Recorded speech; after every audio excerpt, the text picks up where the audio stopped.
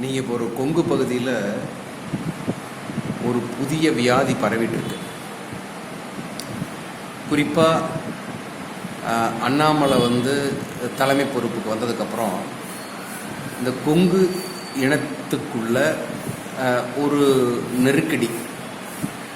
என்ன நெருக்கடினா, சாதி ரீதியாக அண்ணாமலை வந்தது ஒரு சந்தோஷம்.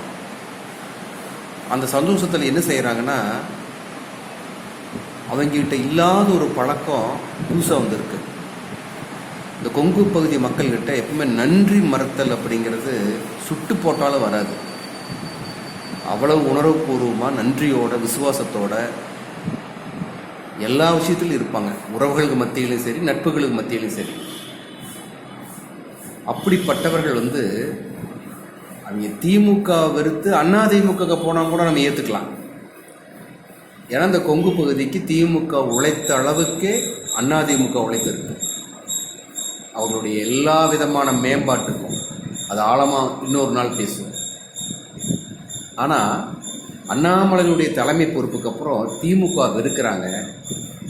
கலைஞர் கொண்டு வந்த அத்தனை நலத்திட்டங்களையும் செம்மையாக பயன்படுத்தி தன்னுடைய தொழிலில் அதை புகுத்தி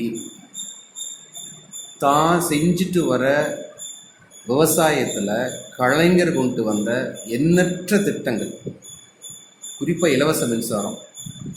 எங்கள் பகுதியில் பார்த்துட்டிங்கன்னா ஆச்சரியப்பட வைக்க ஒரு விஷயம், நிறைய பேர் மோட்டரை நிறுத்துறதே இல்லை. 10 HP மோட்டர், 5 HP மோட்டர் 24 மணி நேரம் ஓடிட்டே இருக்கும்.